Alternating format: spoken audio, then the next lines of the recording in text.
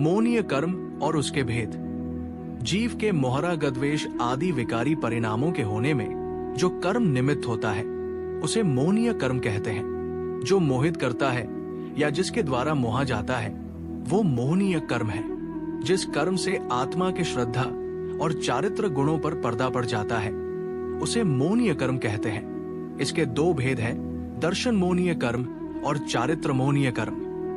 दर्शन मोहनीय कर्म के भेद। आप्त या आत्मा में आगम और पदार्थों में रुचि या श्रद्धा को दर्शन कहते हैं। उस दर्शन को जो मोहित करता है अर्थात विपरीत कर देता है उसे दर्शन मोहनीय कर्म कहते हैं।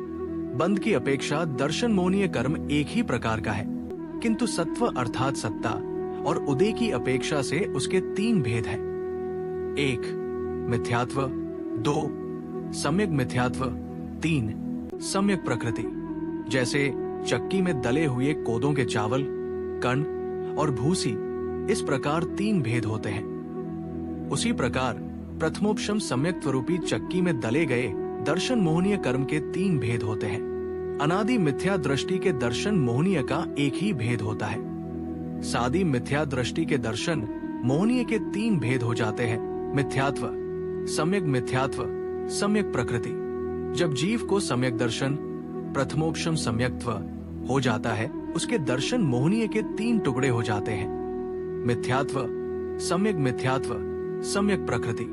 जब ये जीव पहली बार कभी मिथ्यात्व का अभाव करके सम्यक्त्व को ग्रहण करता है उसका नाम हो जाता है औपशमक सम्यक्त्व तथा मिथ्यात्व का अभाव करके होने के कारण इसे प्रथमोपशम सम्यक्त्व कहते हैं। तथा प्रथमोपशम सम्यक्त्व होते ही दर्शन मोहनीय के तीन भेद हो जाते हैं।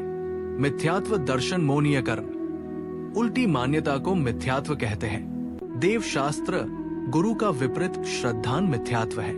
जिस कर्म के उदय से आप्त, आगम और पदार्थों में अश्रद्धा होती है वो मिथ्यात्व प्रकृति है। सर्वज्ञ प्रणीत मार्ग से विमुख होकर तत्वार्थ श्रद्धान में निरुत्सुक, हिताहित विचार करने में असमर्थ, मिथ्यात्व अर्थात विपरीत मान्यतारूप परिणाम में निमित्त होने वाले कर्म को मिथ्यात्व दर्शन मोहनीय कर्म कहते हैं। सम्यक मिथ्यात्व दर्शन मोहनीय कर्म। प्रक्षालित क्षीणाक्षीण मदशक्ति वाले कोदों के समान मिश्र श्रद्धान में निमित्त होने वाले कर्म को सम्यक मिथ्यात्व अर्थात मिश्र दर्शन मोहनीय कर्म कहते हैं। जिस कर्म के उदय से आप्त, आगम और पदार्थों तथा उनके प्रतिपक्षियों में अर्थात कुदेव, कुशास्त्र और कुतत्वों में युगपत श्रद्धा उत्पन्न होती है वो सम्यक मिथ्यात्व प्रकृति है। सम्यक मिथ्यात्व के उदय के समय दूसरा गुण स्थान। सम्यक प्रकृति दर्शन मोहनीय कर्म। जिस कर्म के उदय से आप्त, आगम व पदार्थों की श्रद्धा में शिथिलता व अस्थिरता होती है वो सम्यक्त्व प्रकृति है। क्षायोपशमिक सम्यक्त्व में चल, मल, अगाढ़ दोषों के उत्पन्न होने में निमित्त होने वाले कर्म को सम्यक प्रकृति दर्शन मोहनीय कर्म कहते हैं। सम्यक प्रकृति के उदय के समय चौथा, पांचवा, छठा और सातवां कोई भी गुण स्थान हो सकता है। मिथ्यात्व और सम्यक मिथ्यात्व प्रकृति तो एक तरह से सम्यक का नाश कर देती है, लेकिन सम्यक प्रकृति रहने पर भी सम्यक का नाश नहीं करती। इसके रहने पर सम्यक बना रहता है, लेकिन सम्यक प्रकृति के होने से सम्यक में थोड़ी सी मलिनता उत्पन्न करता है, दोष उत्पन्न करता है। चल, मल, अगाढ़ दोष उत्पन्न करता है। चल चलायमान, मल गंदगी, मलिनता, अगाढ़ अस्थिरता यानी दृढ़ता में थोड़ी सी कमी। चारित्र मोहनीय कर्म। आत्मलिनता में जो बाधक हो उसे चारित्र मोहनीय कर्म कहते हैं। घातिया कर्मों को पाप कहते हैं। मिथ्यात्व, असंयम और कषाय ये पाप की क्रियाएं हैं। इन पाप क्रियाओं के अभाव को चारित्र कहते हैं। उस चारित्र को जो मोहित करता है अर्थात आच्छादित करता है उसे चारित्र मोहनीय कहते हैं।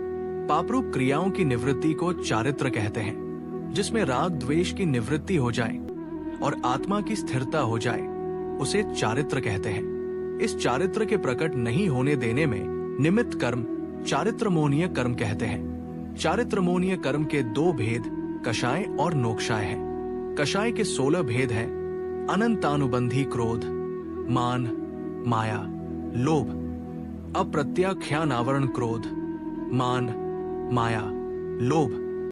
प्रत्याख्यान आवरण क्रोध, मान, माया, लोभ। संज्वलन क्रोध, मान, माया, लोभ। नोक्शाय के 9 भेद है हास्य, रति, अर्ति, शोक, भय, जुगुप्सा, स्त्रीवेद, पुरुषवेद, नपुंसकवेद। इस प्रकार 16+9 25 भेद चारित्र मोहनीय कर्म के हो जाते हैं। ये 9 नोक्शाएं अनंतानुबंधी आदि 4 भेदरूप भी होती हैं, अर्थात इनका उदय उन क्रोधादि के साथ यथा संभव होता है।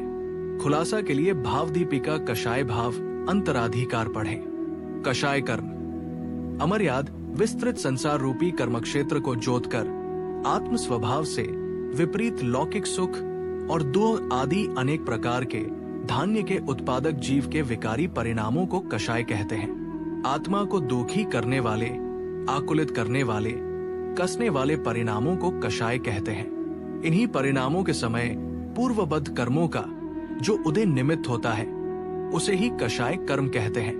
इन कषाय परिणामों के समय स्वयं कर्मरूप परिणमित नवीन कर्माण वर्गणाओं को कषाय कर्म कहते हैं। नोक्शाय कर्म नो ईशत, किंचित, अल्प। किंचित कषाय कर्म को नोक्शाय कर्म कहते हैं। अनंतानुबंधी कषाय कर्म अनंत प्लस अनु प्लस बंधी अनंतानुबंधी। अनंत अर्थात संसार अथवा मिथ्यात्व परिणाम, अनु यानी साथ साथ जाना, बंधी यानी बंधने वाली। अनंत के साथ जो बंधे, मिथ्यात्व के साथ जो बंधे, जो अनंत संसार का कारणभूत होती है, अनंतानुबंधी कषाय कर्म है। जो कषाय अनंत द्रव्य, क्षेत्र, काल एवं भावों से अनुबंध करे संबंध जोड़े, उसे अनंतानुबंधी कषाय कहते हैं। जैसे अन्याय, अनीति व अविवेक पूर्वक राज्य विरुद्ध, लोक विरुद्ध व धर्म विरुद्ध अमर्यादित रूप से होने वाले जीव के कषाय भाव। ये कषाय सम्यक्त्व और चारित्र दोनों के घात में निमित्त होती है। जब तक अनंतानुबंधी है तब तक ये हमारे श्रद्धा गुण और चारित्र गुण का घात करती है, इसलिए इसको द्विस्वभावी भी कहते हैं। अप्रत्याख्यान आवरण कषाय कर्म, अप्रत्याख्यान प्लस आवरण। अकिंचित ईशत। प्रत्याख्यान त्याग अर्थात किंचित त्याग अर्थात देश चारित्र। संयमासंयम आवरण ढकने वाला।